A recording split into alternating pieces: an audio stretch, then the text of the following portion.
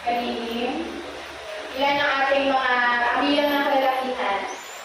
Kompleto po ba? Sino yung absent? Ilan yung absent? Ilan ang absent? Dalawang absent. Sino sa babae yung ilan ang absent sa babae? Dalawa rin. Okay?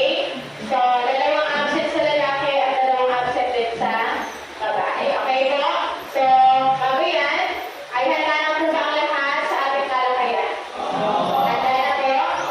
Okay, sige. Bago tayo magsimula, muli isang magandang umaga sa inyo. Sa panibagong aralin po ang ating tatalakayin sa araw na ito. Pero bago yan, ay magbalik-aral po muna tayo. Okay? So, dito sa pagbabalik-aral klase, ay magkakaroon tayo ng isang laro. Okay? Siguro alam ninyo yung college relay o pamilyar. So, ngayon, narito yung palagay natin na ito ay isang repolyo. Okay? So, yung repolyo na ito class ay naglalaman ng bawat dahon ng mga katanungan. Ito ay batay sa ating tinalakay sa nakaraan na ano kabanata? Kabanata? Kabanata? Labing-lima. Okay. So, may mga katanungan na nakabatay doon sa kabanata labing-lima na ating tinalakay. Ngayon ay kung sino man ang pipili na or may musika muna, so ipapasa-pasa na natin yung repolyo na ito klase. Tapos kung saan titigil ang musika, ay pumunod po yung mag-aaral na yun na isang pilas ng dahon na may katanungan. O syempre, doon sa tanong na yun, ay kailangan niyang masagot. Okay, nakahanda na ang lahat. So dito natin matutukoy kung talaga natutunan ba ninyo yung ating lalaki. Simulan natin. O, nakahanda na. O, wait lang. Doon tayo sa music muna.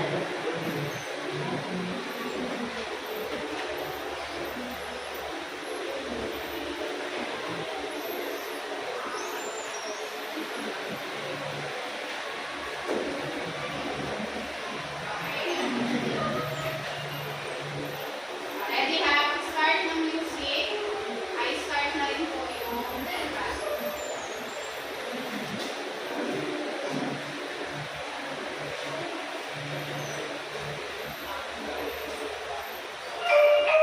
Ready?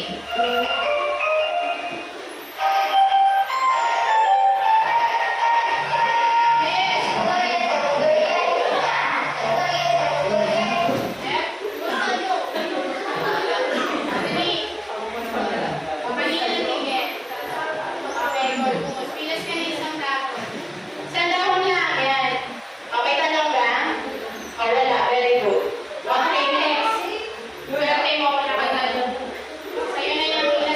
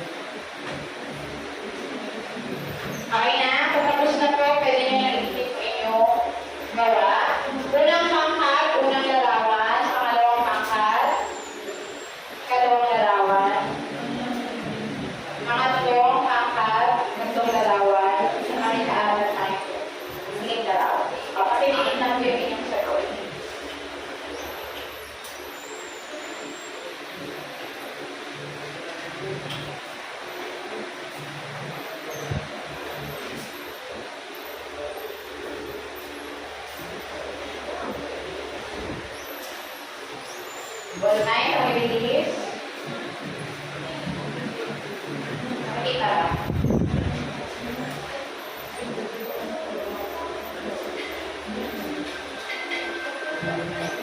Awat ini.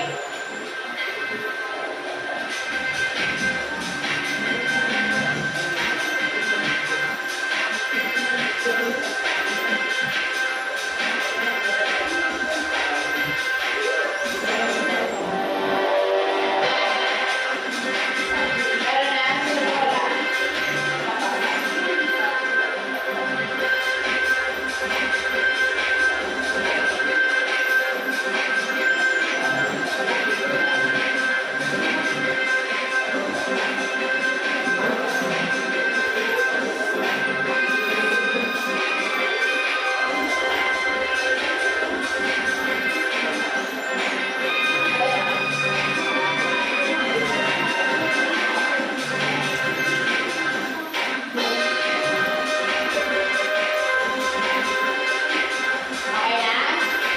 Ngayon. So, sige po. Okay, sige po. Talakayin natin yung unang pangkat.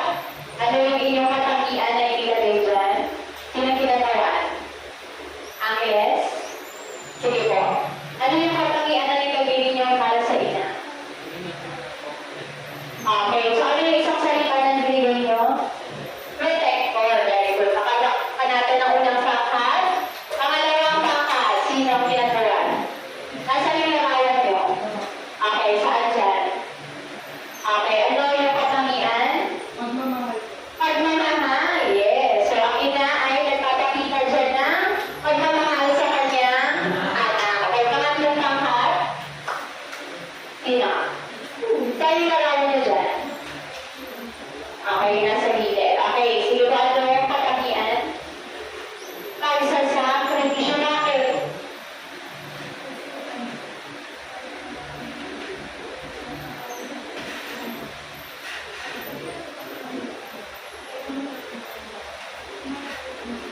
Okay, so sa larawan, isa sa kondisyon daw ang kanya. Ang ina dyan na pinapakita sa larawan. Okay, buhat-buhat niya kasi yung kanya mga anak. Ang ikaapat ay masipag. Bakit? Tinutulungan ang buong pamilya. So makikita natin sa ikaapat na larawan na kung saan, ano mapapansin nyo dyan? Ha?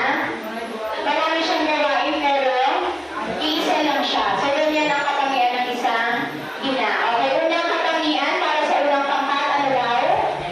Protector. Pangalawa, mapagmahal. Pangatlo, okay, masakripisyo. At pangapat ay masipag. Okay, ngayon, dyan sa mga larawan na yan klase, ay nais kong mag-decide kayo.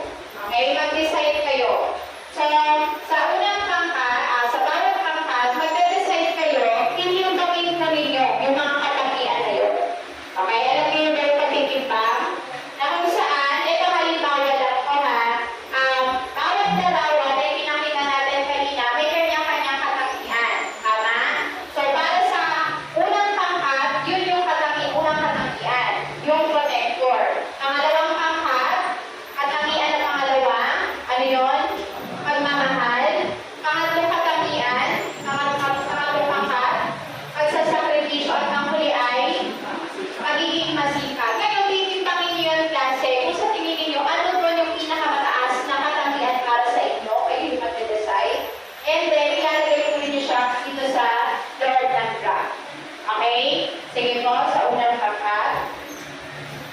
Unang pangkat, pangalawa, pangatlo, at pangat. So, ang mga maaari kasi ay mag-decide na lang kayo, lagyan nyo na lang ng number or gawin na lang, okay, para mas mabilis tayo. No? Tapos, mamaya, ilalagay nyo yung sagot ninyo sa graph na yan para makita natin yung naging bahagdan. Okay, bigyan ko kayo ng isang minuto para dyan ulit. Gawin nyo na lang. Lagyan nyo na lang kung ano yung bilang sa tingin ninyo. Para ganito, graph. Kahit ano sila lang siguro or lapis.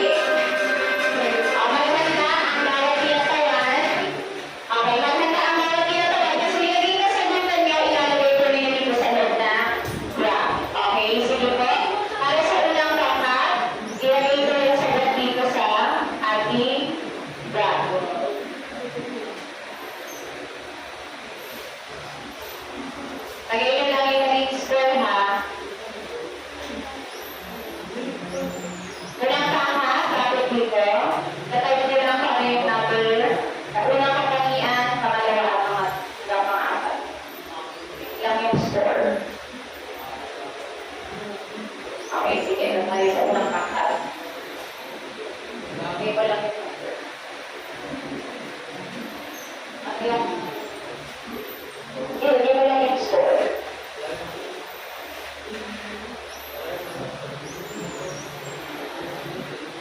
Okay.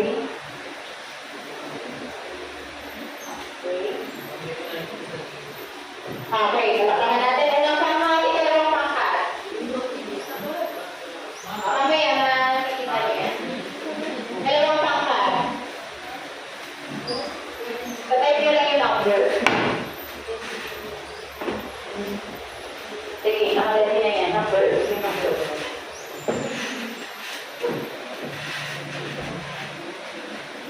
May ano nila yung score. Okay, next.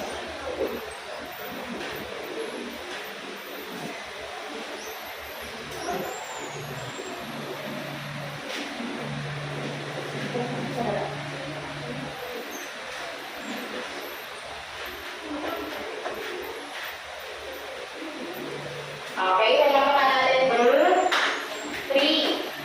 Group 4. Okay, group 3 tayo. Ito ay nakadepende sa inyong, ano ha, sa inyong pandamit at tulad sa mga kapangyay. Nakadepende. Check ka lang ng number.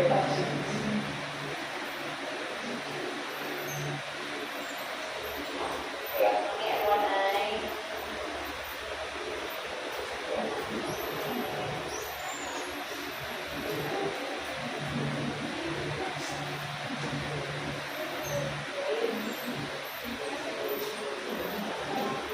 Okay, palakpakan natin group 3, last group. Sige, last group. Group 9.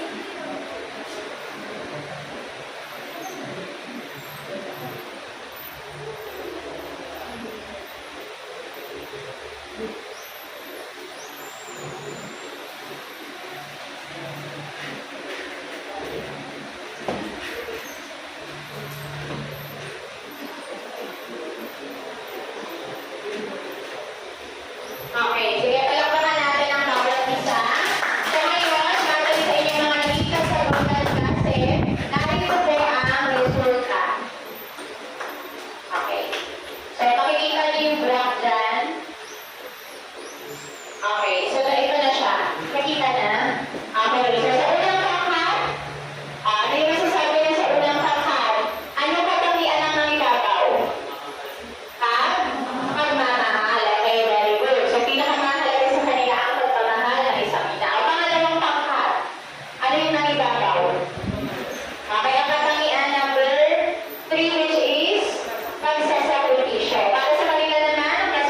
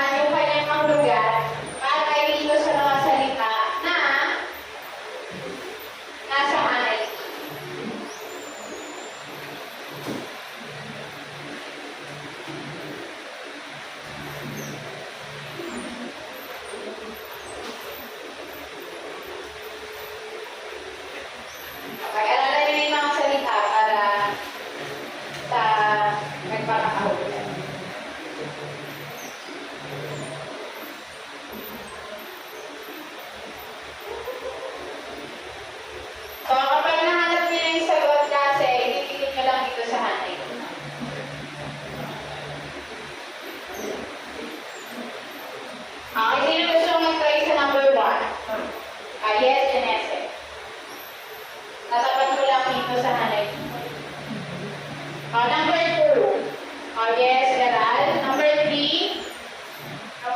Number 3, Ricardo. Number 4. Sandali pa. Number 5. Yes, Alemania. Number 5 lang. Okay, sige, tingin nyo na. Kaya natin basahin.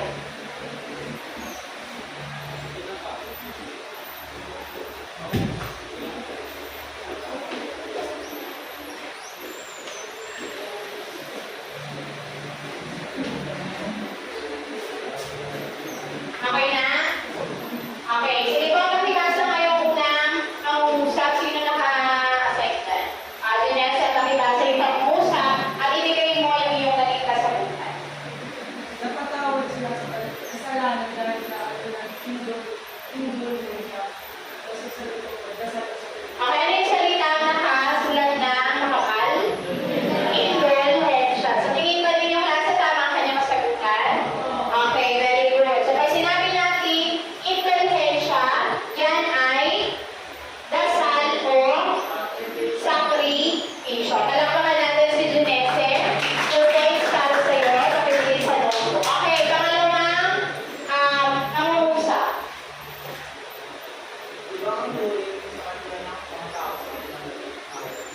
Okay, ano yung salita na nakasulat na makapal? Wibang. Okay, ano kaya ang hulugan ng wibang? Very good. Kaliw, okay? Palakpakan natin si Peral. Pangatlong pangungusap. Okay, bago.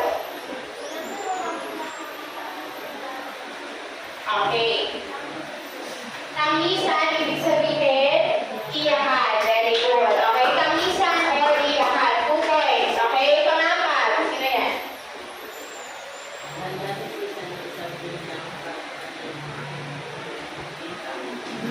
Okay, tinda, ay ibig sabihin ay tapa. Very good. Palakpakan. Alam mo yung tapa? Okay, tapa yan ang usa. O kahit anong klaseng tapa. Pwede, ano ba yung mga tapa? Tapa ng baboy, baka. Okay, so pero dyan sa kabanata na paglalakayin natin, tapa ng usa yung kanyang inanta. Okay, very good. Let's have the last item.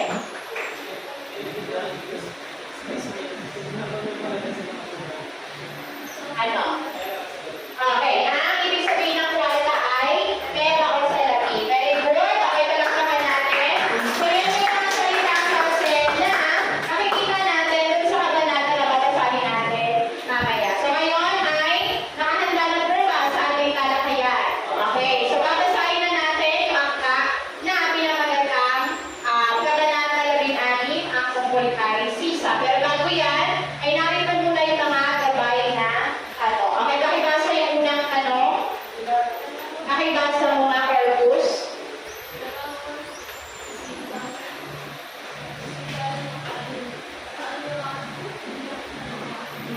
Okay, so dapat masagot natin yan habang minabasa at pinapanood natin yung angka. So ilalagawan natin si Sisa sa kanyang pisikal na kaanyuan. Yung ano masasabi niyo sa kanyang pisikal na kaanyuan. Okay, pangalawang ano, pakibasa mo nga.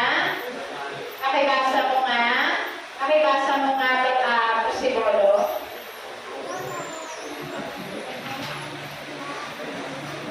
Okay, ano-ano ang mga ihanda niya? Pwede kayong magtala doon sa mga ihanda niya. Pangatlong tanong, pakibasa mo nga si Sulo. Arellano, pakibasa mga itong tanong. Please, pakibasa.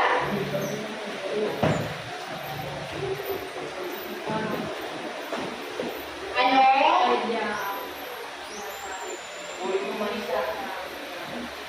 Okay, anong trahedya kaya sinamit niya sa kanyang pagkaasawa? Pang-apat na tanong. Nasa likod si... Ha? Ay, Polito.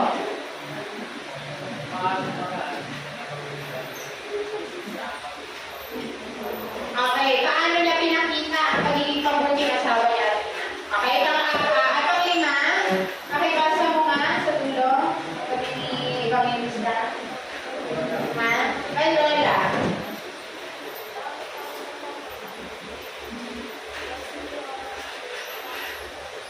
Okay, bakit kaya takot na takot si Basilio na pumatok siya sa pingwa ng kanilang bahay? At ang panghuli, lakwata.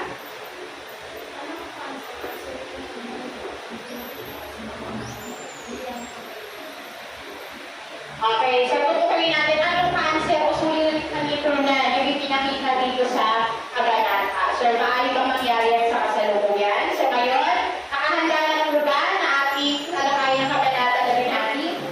Okay, sige po, simulan natin. Ang pagtalakayan ng 16 na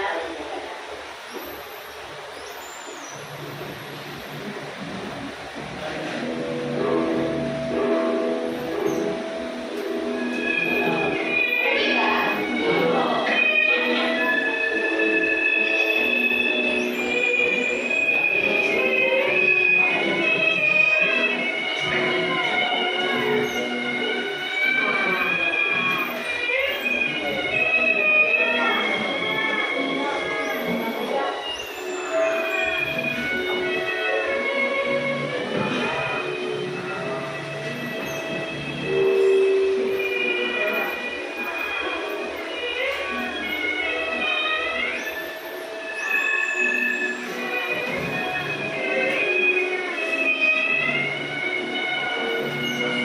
Kita na? Yan. Okay.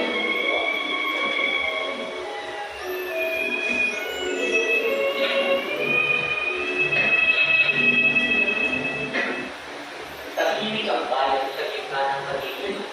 Payapat sila ng sipulong upang pagsapit ng umaga ay magsipagsinta upang magkaroon ng impluensya. Ang isisisa ng kapitiyon ay isinta. Nakatira ng isisa ay naninigasilyo at Kristiyon sa labas ng bayan. Ang kanyang asawa ay isang lalaking walang pakialam sa buhay, malawi-lawi at sugarol. Bihira-bihira itong umuwi sa kanilang bahay. Wala rin itong pakialam sa mga anak. Sinustay niya ang kaunting alahas ni Sisa para sa pagsusugal at nang maubos na ito'y sinasaktan pa ang asawa. Ibang si Sisa sa pagmamahal sa kanyang asawa at nakahanda magtiis at tangisan ang kanyang asawa. Narinig mo ang Nang gabi ganyan. ay inaasahan niya ang pagdating ng mga anak. Bumili siya ng ilang isdang tuyong nilalatan sa ulan ng mga anak. Lumitas ng sariwang kamati sa kanilang bakuran. Nang hindi ng tingnan ng stock at isang sila ng patong mundo kay Mang Tasyo. Nagsahin siya ng mabuting bigas na pinag-ipunan niya para sa kanyang mga anak. Hindi inaasahan ni Sisa ang pagdating ng kanyang asawa at inubos ang mga pagkain inilaan niya para kina Christine at Basilio. Umalis muli ito pagkakain at nagbiling ipagtira ng piso sa sasapuring kwarta ni Basilio. Napaiyak si Sisa at nang maalala darating ang kanyang mga anak, pinaitagad ang mukha sa kanyang pisngi. Muling nagsahin at inihaw ang dalalating tatlong tuyo. Narating silang gutom na gutom. Pagod na tayo ang kanilang panggagalingan. Ihip na si Sisa sa paghihintay sa mga anak. Upang nalipin ang sarili, ay minsan siyang umawit ng mahina. Isang asong itim na kanyang pinupol ang pagsabi sa kanyang huli-huli ng malungkot na pangitain. Si Christine ang kanyang kaalala. Walang runway. Inang! Buksan mo ang pito! Inang! Buksan mo ako! Inilabutan si Sisa. Waring namamalik mata at nagising sa isang tunay na pangyayari.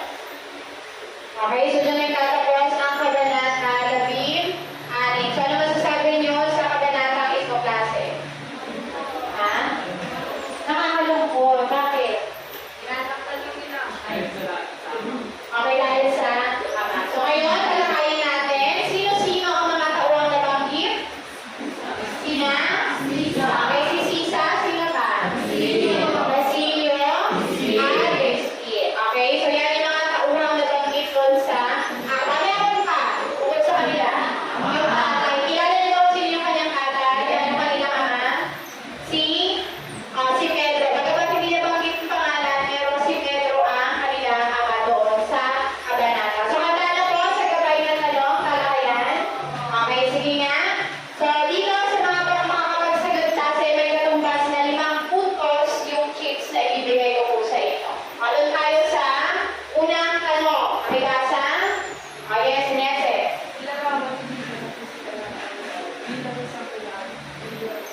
Okay, so bilang isang ina at bilang isang asawa, paano mo siya kailalarawan?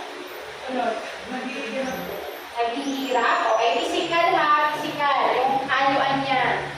Sabihin niyo, yes, ulit po. Kapag mahal, okay, physical ang inaano natin, physical. Okay, ano masasabi niyo sa physical dito? Maganda ba si Tisa Lol? Okay, so siya ay, kapikitaan natin siya na maganda yung kanyang physical na kayuan. Ngunit, naging payat siya. Bakit siya naging payat? Okay, dahil na rin sa pagtitiis niya at pang-abuso ng kanyang asawa. Okay, so yun yung katangian ni Sisa sa kanyang physical na kaanyuan. Pero, bilang isang ina at bilang asawa, paano niyo siya mailalarawan? Paano niyo siya mailalarawan? Oh yes, Vera.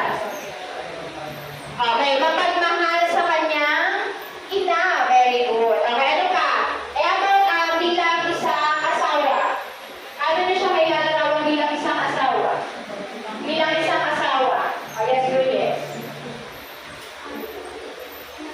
Yes. Kung siya ay mapagmahal na ina, sa asawa naman, paano siya? Tama, okay, bakit? Okay, pwede. Di ba? Pwede natin siyang masabing tama. Ano pa kaya? Mapag-ibig. Yes, bakit?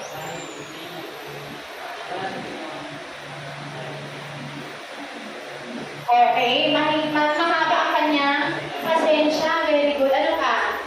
Ano ka? Yes, Arellano. Ha? Isang bukal? Sisa? Hindi ma'am, yun lang. Yung asawa niya. Okay, bakit bukal? Grabe naman yung word. Kasi ma'am, lagi kami sinasaktan. Okay, laging sinasaktan si Sisa. Very good. Okay, pero si Sisa, pinag-uusapan natin dito yung asawa, ha? Olas ka lang. O, tama. Pwede natin masabi yung tama. Olas ka lang, Berat. Tibang. Very good. Bakit tibang? Baliw sa kanya. Asawa. Baliw saan? Pagmamahal. May ganun bang tao? Baliw sa pagmamahal. Okay. So, madalas nagiging ganyan lalo kapag yung pagmamahal ay sobra. Okay? So, nangyayari naging iba ka tayo. Or, anong other term nun? Obsess? Martir. Marinig niyo na ba yun? O, martir sa pagmamahal. Okay, pangalawang tanong. Nakibasa na wala. Nakakuha na ba yun? Kamatis. Tuyo. Kain na puti at ano ba yun? Ata? Ano tawag doon? Kanina? Apa o tindang ng tulpa o tulpa ba? Usa. Okay, tindang ng usa o yung kata ng usa. So yun ay tinatawag niya hapunang pangkura. Okay? So yung inihanda ni Sisa ay maaari natin magpukoy na sabi doon kanina na hapunang pangkura. So special na yun. O special sana pero ano nangyari? Kinain lang ito ng kanyang asawa. Okay? Nagtira ba para sa mga anak? Hindi na. Kaya nga, naglungo ulit si Sisa. Pangatlong tanong. Ay sa pangatlong tanong. Pangatlong tanong. Anyone? Julius. Ano kaya ang trahedya? Kasi namin natin trahedya, paghihirap, pang-aabuso, yes, very good. Pang-aabuso ng kanyang asawa. Yes, Alimanya, ano bang trahedya sa tingin mo? Kahirapan, bakit?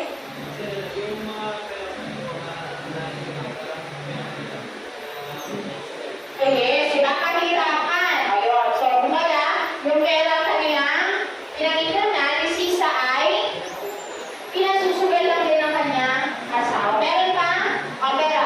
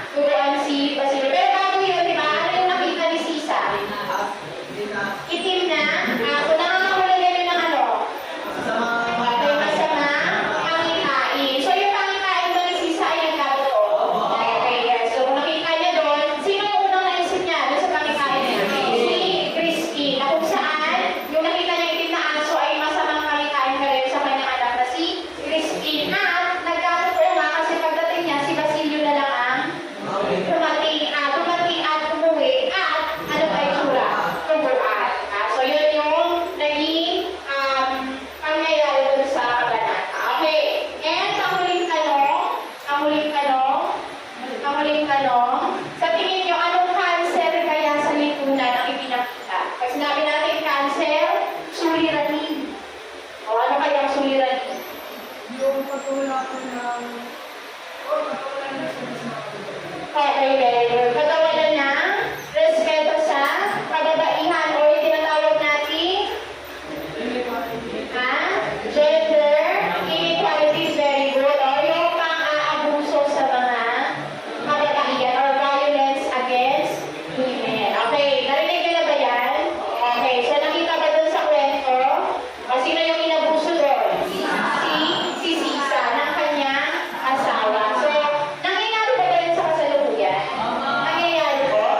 Oh yes, nangyayari siya sa kasalukuyan. Paano natin nasabi nangyayari siya sa kasalukuyan? May mga kababaihan pa rin bang naaabuso? O sino yung naaabuso?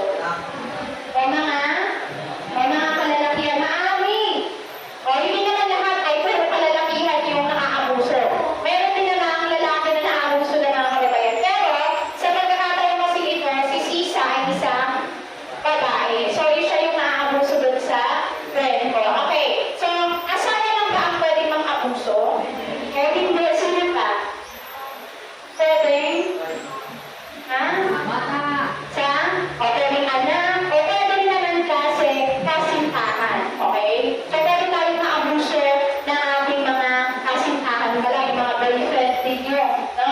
So, pwede na yung nangyayari na siya sa kasalukuyan. Okay, actually, na nakikita natin, meron tayo dito klase na isang graph. So, ito ay ayon sa PSA or Philippine Statistics Authority ng 2017 na nagpapakita ng bahagdan ng mga kababaihan na nakakaranas ng pang-aabuso. Anong klase ng mga pang-aabuso ang nakita niyo dyan? Physical violence, ano ba? Sexual violence, emotional, ito ay pangkabuuan. Okay, pangkabuuan yung 17.5%. At makikita natin yan, guys, dito sa graph na ipapakita ko sa inyo. Okay, so ano yung mga pang-aabuso na ipinakita dyan? Physical. Ilan yung porsyento ng physical? Okay, 6.4%. Kung i-round ko, ilan? Ha? Ilang round off niyo yung 6.4? 6%. Okay, how about sexual abuse? 2.3. Round off? 2%. Okay, F15.2. Okay, 15%. 17.5. 8%.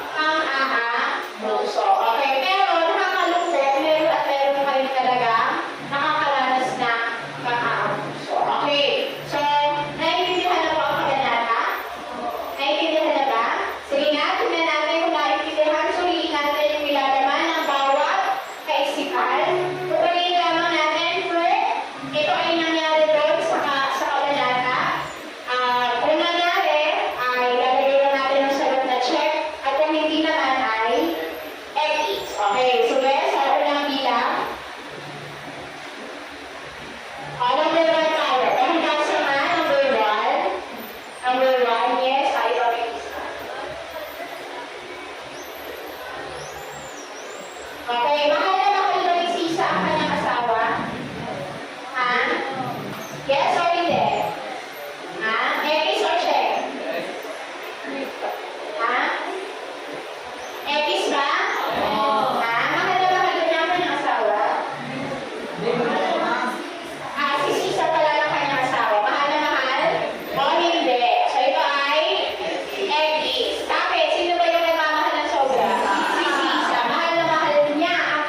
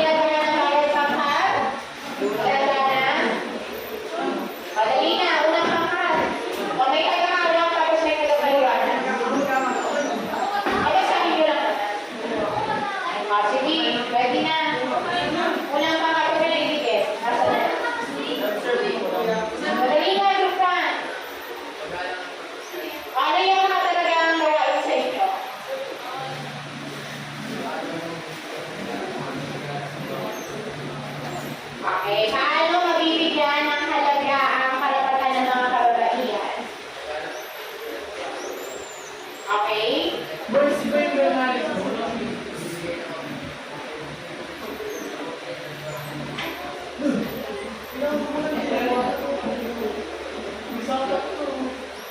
Okay. Sa palakpakan natin ang unang pangkat. Sa nakapag pa lang sila ng 5 kalapatan. Okay, 10 points para sa unang pangkat, pangalawang pangkat.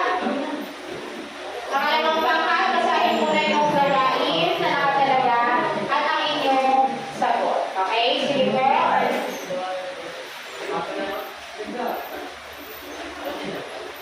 Dalawang pangkat.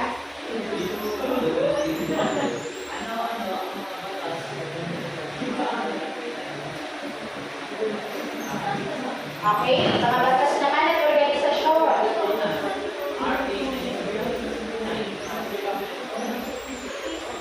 9262.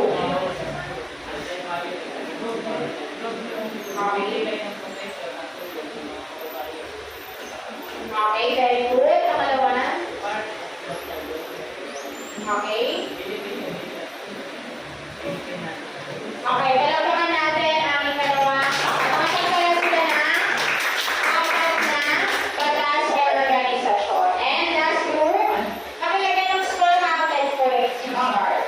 Kayo members.